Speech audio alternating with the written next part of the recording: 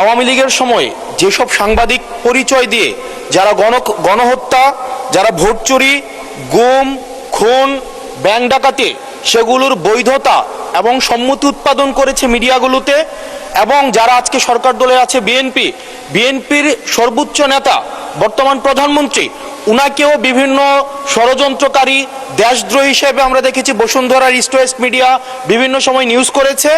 এবং আজকে যারা বিএনপি এবং জামাত আছে আমাদের এই সংসদে, তাদেরকেও বিভিন্ন সময় তাদেরকে হত্যা করার সম্মতি উৎপাদন করেছে কিছু মিডিয়া এবং কিছু নামদারি সাংবাদিক। এই সাংবাদিকগুলোকে বিভিন্ন হাউজে আবার এখন বর্তমানে পুনর্বাসন করা হচ্ছে।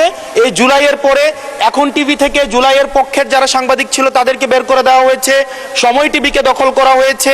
ইস্ট ওয়েস্ট মিডিয়া অর্থাৎ বসুন্ধরা গ্রুপের যে মিডিয়াগুলো রয়েছে তারা প্রতিনিয়ত আওয়ামী লীগের পক্ষে সম্মতি উৎপাদন করে যাচ্ছে।